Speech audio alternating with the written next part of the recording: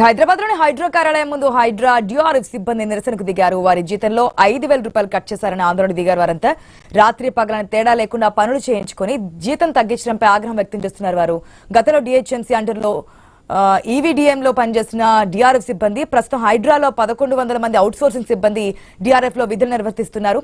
Outsourcing ఉద్యోగుల జీతాలపై అందరికీ ఒకేలా అందేలా జీవో తెచ్చింది రాష్ట్ర సర్కార్. ఈ జీవోతోనే ఇప్పుడు వారికి అందే జీతంలో 5,000 కట్ అవుతున్నాయంటూ కూడా ఆవేదన వ్యక్తం చేస్తున్నారు. డిఆర్ఎఫ్ సిబ్బంది ఈ రోజు నుంచి విధులకు వెళ్లకూడదంటూ కూడా నిరసన తెలియజేస్తున్నటువంటి సిచ్యువేషన్. ప్రెసెంట్ హైడ్రా ఆఫీస్ దగ్గర మా ప్రతినిధి సిద్ధంగా ఉన్నారు ప్రవీణ్. Good afternoon Praveen. ఏదైతే హైడ్రా డిఆర్ఎఫ్ సిబ్బంది ఏదైతే చెప్తున్నారో దానిలో న్యాయం ఉంది అంటున్నారు. ఎందుకంటే రాత్రి పగలు తేడా లేకుండా ఎక్కడ ఎటువంటి విపత్కర పరిస్థితులు కానీ అవంతరాలు ఆటంకాలు లేకుండా శ్రమిస్తున్నటువంటి వారికి ఒక్కసారిగా 5,000 రూపాయలు కట్ చేస్తే ఏం చేయాలని చెప్పి వారు వాపోతున్నారు. మరి గవర్నమెంట్ నుంచి రియాక్షన్ ఏమనుందో, ఒకవేళ రియాక్షన్ లేకపోతే వాట్ నెక్స్ట్?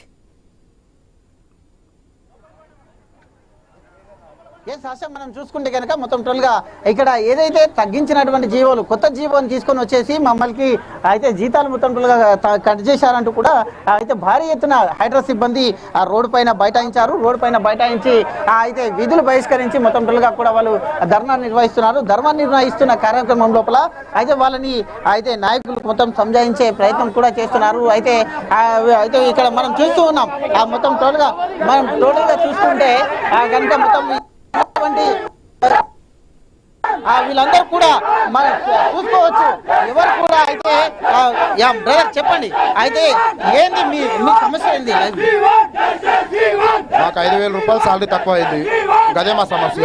ఉద్యోగ భద్రత లేదు, ఆరోగ్య భద్రత లేదు. ఉద్యోగ భద్రత లేదు, ఆరోగ్య భద్రత లేదు. ఇప్పుడు జీతం కూడా భద్రత లేదు. ఎందుకంటే ముందు వాడే జీతం కానీ ఇప్పుడు 5,000 రూపాయలు తక్కువ వేసేసారు. ఏమనంటే బెదిరిస్తారు, ఉద్యోగాలు పోతాయి ధర్నా చేయకుర్రి, ఉద్యోగాలు పోతాయి ధర్నా చేయకుర్రి అంటే గౌరవ రేవంత్ రెడ్డి గారు ధర్నా చౌక్ పెట్టిండు. గౌరవ రేవంత్ రెడ్డి గారు ప్రభుత్వం వచ్చినాక ధర్నా చౌక్ పెట్టిండు. ఎందుకు పెట్టిండు? ధర్నా చేసే స్వేచ్ఛ రేవంత్ రెడ్డి గారే ఇచ్చిర్రు. మేమేమి పబ్లిక్ గవర్నమెంట్ ప్రాపర్టీ ధ్వంసం చేస్తలేము. మా సామూహికంగా మేము మా సార్తో మాట్లాడనీకే కూర్చున్నాం. ఇక్కడ కూర్చుంటే ఉద్యోగాలు పోతే మీరు లేవుర్రి అంటే మా ఉద్యోగాలు పోతే పోనీకి. మరి ఇప్పుడు 17,000 ఉద్యోగం చేసే బదులు 22,000 వాడే జీతము 17,000 వచ్చింది. ఇక పోతే ఉద్యోగం పోతే మరి ఏం చేస్తాం? మరి ఉద్యోగం కొత్త జీవో ఏంది? కొత్త జీవో ఏంది? మీరు ఏ విధంగా లాస్ అవుతున్నారు? హైడ్రా సిబ్బంది అయితే చూస్తుంటాం రాత్రనక పగలనక మీరే ఉంటారు, ఎక్కడ వరదలు వచ్చినా మీరే ఉంటారు. మరి ఇలాంటి పరిస్థితి ఆగస్టు 5, 2025 రోజు జీవో నెంబర్ 1272 వచ్చింది. ఎందుకు ఏమని తెచ్చిరంటే హైడ్రా ఏర్పడ్డాక అందరికీ ఒకటే శాలరీలు స్టేట్ గవర్నమెంట్లో ఉన్న అవుట్సోర్సింగ్ సిబ్బందికి అని చెప్పి తెచ్చిరు. సంతోషము. మరి అందరు చేసినట్టే మేము చేస్తలేం కదా డ్యూటీలు. ఇప్పుడు డిపార్ట్మెంట్లో పోలీస్ డిపార్ట్మెంట్లో ట్రాఫిక్ వాళ్ళు ఉన్నారు.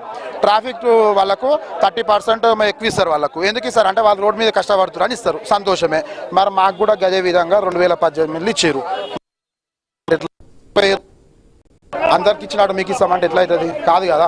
కాబట్టి మా జీతం మాకు ఇవ్వాలి, ఉద్యోగ భద్రత ఇవ్వాలి, ఆరోగ్య భద్రత ఇవ్వాలి, ఇన్సూరెన్స్.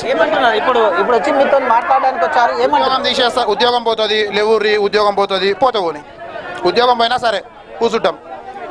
అధికారులు మాకు ఇప్పటి వరకు కూడా మేము డిఆర్ఎఫ్ స్టార్ట్ అయ్యి 8 ఏళ్ళు అవుతుంది. సో ఇప్పటి వరకు కూడా మాకు ఏ రకంగా కూడా ఉద్యోగ భద్రత లేదు మాకు. అండ్ ఇప్పటి వరకు మాకు 8 ఏళ్ళ నుంచి ఒక బెనిఫిట్ జరిగింది లేదు.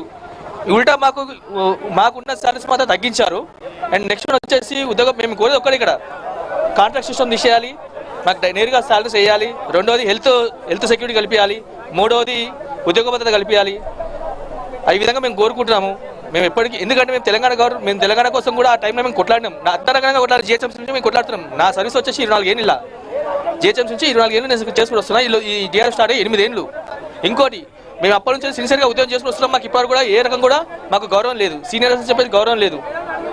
ఇప్పుడు ఈ విధంగా న్యాయం కోసం రోడ్డు ఎక్కి కూర్చుంటేనేమో మా వాళ్ళు మమ్మల్ని ఇంకా ఉల్టా లేస్తారా అని చెప్పి భయపెట్టిస్తున్నారు. ఖచ్చితంగా అయితే శాలరీల కొరకు రోడ్డు ఎక్కితే కూడా వాళ్ళ అధికారులు మొత్తం భయపెట్టిస్తున్నారు అంటూ కూడా చెప్తున్నారు. అదే మనం చూసుకోవచ్చు. అదే బ్రదర్, మెయిన్ గా ఏంది ఈ కొత్త జీవో తేవడం వలన ఏ విధంగా లాస్ అవుతున్నారు? ఎంత అంటే దీని ద్వారా జీతాలను తగ్గించే పని చేస్తూ ఉన్నారు. ఏదైతే ఉన్నటువంటి జీతాలు ఉన్నాయో పెంచాల్సింది పోయి ఇంకా తగ్గించారు. అంటే ఈరోజు అనేక విపత్తులు వచ్చిన కారణంగా వీళ్ళంతా చాలా కష్టపడి పనిచేస్తున్న పరిస్థితి ఉంది. కష్టపడే వారికి జీతాలు తక్కువ ఉంటున్నాయి, కష్టపడిన వారికి ప్రభుత్వంలో జీతాలు పెరుగుతున్నాయి. అందుకోసమే ఈ రాష్ట్రంలో ఉన్నటువంటి నిరుద్యోగుల పట్ల ఉద్యోగులకి అసహనం పెరిగిపోతుంది. గత ఏదైతే నేపాల్లో జరిగిందో అదే పద్ధతిలో ఈరోజు ఇక్కడ పోరాటాలు జరుగుతాయని చెప్పేసి ఈ ప్రభుత్వం గుర్తించాలి. అందుకోసం ఉద్యోగ భద్రత కల్పించాలి. కాంట్రాక్ట్ అండ్ అవుట్సోర్సింగ్ ఎంప్లాయీస్ కి తప్పకుండా ఉద్యోగ భద్రత కల్పించాలి, జీతాలు పెంచాలి, వీళ్ళకు అనేక సౌకర్యాలు కల్పించాలని చెప్పేసి మేము డిమాండ్ చేస్తా ఉన్నాం. అయితే చూసుకోవచ్చు మొత్తం టోల్గా కూడా ఇక్కడ అధికారులు మాత్రం వాళ్ళ ధర్నాను విరమించాలంటూ కూడా చెప్తూ ఉన్నారు. కానీ వాళ్ళు ససేమిరా అంటున్నారు. అయితే మాకు ఖచ్చితంగా అయితే జీతాలు పెంచినంత వరకు మమ్మల్ని అయితే ఉద్యోగ భద్రత కల్పించినంత వరకు ఇక్కడ నుంచి కదిలేదే అంటూ కూడా వీళ్ళు చెప్తూ ఉన్నారు. అయితే అధికారులు మాత్రం వీళ్ళని అయితే ఇక్కడ నుంచి లేవండి, మీ ఉద్యోగాలు పోతాయంటూ కూడా అధికారులు అందరూ చెప్తూ ఉన్నారు. దయ చెప్పండి, అధికారులు వచ్చేసి ఏమో మీ ఉద్యోగాలు పోతాయంటున్నారు, మీరేమో ధర్నా చేస్తున్నారు. ఉద్యోగాలంటే అట్లా ఉత్తగా ఉద్యోగాలు తీయడానికి లేదండి. మేము చాలా ఏండ్ల నుంచి పని చేస్తున్నాం మేము. సో మాకు అట్లా ఉద్యోగాలు తీసేయడానికి ఎవరికి లేదు. మేము ఎప్పటి నుంచో పని చేస్తున్నాం.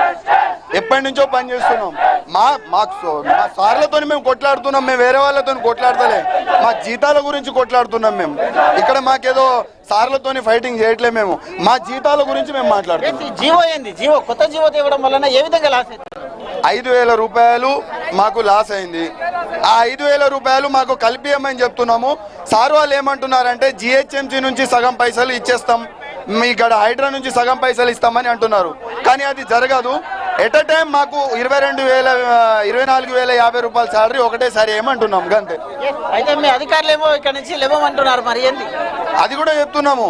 మా రంగనాథ్ సార్ వచ్చి మాకు సరైన తీర్పు ఇస్తే మేము ఇక్కడ నుంచి ధర్నా క్లోజ్ చేస్తాము. లేని పక్షాన ఇక్కడ మళ్ళీ వచ్చి కూర్చుంటామని చెప్తున్నాం. మా వాళ్ళకి అదే కన్విన్స్ చేయడానికి ట్రై చేస్తున్నాను. అయితే రంగనాథ్ సార్ వచ్చేసి ఏదో ఒక నిర్ణయం చెప్పేటంత వరకు ఇక్కడ వెళ్ళేది లేదు. ఉద్యోగ భద్రత కల్పించాలి. ఏదైతే కొత్త జీవో వచ్చిందో ఆ కొత్త జీవో నుండి 5,000 లాస్ అవుతున్నామంటూ చెప్తున్నారు. మనం చూసుకోవచ్చు మొత్తం కూడా. అయితే అందరు కూడా రోడ్డు మీద బైఠాయించారు. వాళ్ళ అధికారులు మాత్రం మొత్తం రోజులుగా కూడా ఇక్కడ నుంచి అయితే రోడ్డున పడద్దు అంటూ కూడా చెప్తూ ఉన్న నేపథ్యంలో మొత్తం టోల్గా చూసుకుంటున్నాం.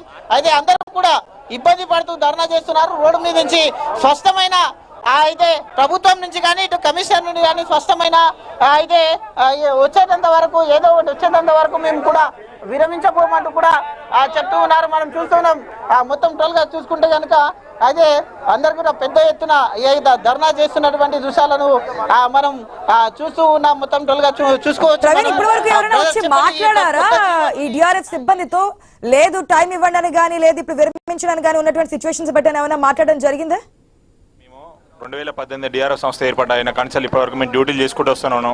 మా డ్యూటీ ఎమర్జెన్సీ డ్యూటీ అన్నప్పుడు మేము చేయాల్సిన డ్యూటీ ఏదైనా ఉందంటే డెడ్ బాడీలు మేమే తీయాలి, ఫ్లడ్స్ వచ్చినప్పుడు మోరీలు మేమే సాఫ్ చేయాలి, ఫైర్ కంప్లైంట్లు మేమే అటెండ్ కావాలి.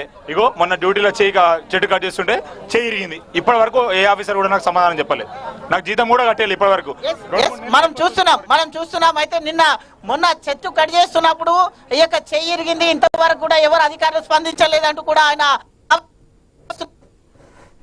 మాకు ఉద్యోగ భద్రత కల్పించాలంటూ కూడా వాళ్ళు రోడ్డు మీద బైఠాయించారు. మనం చూస్తున్నాం విజువల్ లో ఎక్స్క్లూజివ్ గా ఆయన చేతి విరిగిపోయినటువంటి మనతో మాట్లాడించే ప్రయత్నం చేద్దాం. చెప్పండి. నా చెట్టు కట్ చేస్తుంటే కింద పడ్డా. నేను నా చెయ్యి ఇరిగిన సంగతి నేను మా SF ఆఫీసర్ ఎవరైతే ఉంటారో వాళ్ళకి ఇంటిమేషన్ చేసిన ఒక ఆఫీసర్ రెస్పాండ్ అయ్యండి. నాకు ఏదైనా ఉంటే ఫర్దర్ గా మాట్లాడడం అడ్మినిస్ట్రేషన్ తోడు అంటే సరే సార్ వరకు స్టిల్ నాకు ½ అన్ అవర్లో ఆ రోజు హాస్పిటల్ పోయినప్పుడు 15,000 ఖర్చు అయింది. ఏ ఒక్క ఆఫీసర్ కూడా నాకు ఇవ్వలేదు. నా జీతం వచ్చేసి 22,050 రూపాయలు అయితే గత 3 నెలల నుంచి మాకు జీతాలు లేవు. 17,500 రూపాయలు జీతం ఇస్తాంటే మేము ఎట్లా బతకాలి సార్? మీరే చెప్పండి. మాకు ఉద్యోగ భద్రత లేదు, ఇన్సూరెన్స్ లేవు, మాకు ఏది లేదు. పేరుకి మాత్రం హైడ్రా యూనిఫామ్ వేసుకొని నీట్ షేవింగ్ చేసుకొని డ్యూటీలో పోతున్నాం. పేరుకేమో హైడ్రా యూనిఫామ్, జీతాలేమో తక్కువ. మేము బతకాలా సావాలా? మాకు ఒకటే న్యాయం చేయండి. ఈ హైడ్రా సంస్థ కాదు రేవంత్ రెడ్డి వాళ్ళ హ్యాండ్ ఓవర్లో నడిచినప్పుడు మా జీతాలు ఎక్కువ ఉండాలి. కానీ ఏ వ్యవస్థను తగ్గిస్తారా జీతాలు? ఇద్దరు తక్కువ జీతాలు కూడా ఉద్యోగం చేస్తాడా? మీరే చెప్పండి. కూరగాయల మార్కెట్ పోతే నెలకి 2-3 వేలు ఖర్చు అవుతాయి సార్. నా హాస్పిటల్ ఒక్క రోజుకే నాకు 17,000 జీతం వస్తే నా హాస్పిటల్ ఖర్చు హాఫ్ అన్ అవర్లో 17,000 అయిపోయింది. మనం ఎట్లా బతకాలి నెలంతా? మీరే న్యాయం చేయండి మాకు, మీడియా మిత్రులు. మేము ఒక్కటే డిమాండ్ చేస్తున్నాం సార్, మాకు ఏదైతే జీతం ఉందో పాత జీతం ఆ జీవో ప్రకారం మా పాత జీతం మాకు కావాలి. మాకు ఇన్సూరెన్స్ క్లెయిమ్ చేయించండి, మాకు భద్రత కల్పించండి. మేము ఈ 8 గంటల డ్యూటీ కాకుండా అడిషనల్ డ్యూటీ ఏమంటే మేము 100% ఎఫెక్టివేట్ చేస్తున్నాం డ్యూటీలు. మేము SRBC టన్నెల్లో డ్యూటీ చేయలేదా? మా దగ్గర ప్రూఫ్స్ ఉన్నాయి, ఫోటోలు ఉన్నాయి, చూపిస్తాం. ట్రైన్ జర్నీ గంటన్నర జర్నీ అయితే 14 కిలోమీటర్లు ఆక్సిజన్ కూడా జర్నీ చేసి 28,000 డ్యూటీ అక్కడే చేసాం సార్. 2,000 రూపాయలు ఇస్తాను ఇక్కడ చెప్పారు మాకు. ఏ సార్ ఆ పైసలు మాకు ఇప్పటి వరకు జీతాలు అప్పుడున్న 2018లో టీఆర్ఎస్ సంస్థను ఏర్పాటు చేస్తే అప్పుడున్న విశ్వ IPS కంపాటి సారు ఏ రోజు కూడా మాకు జీతం తగ్గకుండా అరే వీళ్ళు మధ్యతరగతి కుటుంబం వాళ్ళు వీళ్ళకి జీతం తగ్గించొద్దు అని చెప్పేసి అడిషనల్ గా మాకు ఏఎస్ పైసలు కూడా ఇచ్చిండు. అంత మంది చేసిన ఆఫీసరు ఇప్పుడు మా sir Ranganna sir commissioner sir ఈసారి చేసే రైట్స్ అన్ని ఉన్నాయి, మాకెందుకు న్యాయం చేస్తలేడు? మేమనేది లేకపోతే ఈ హైడ్రా లేనే లేదు.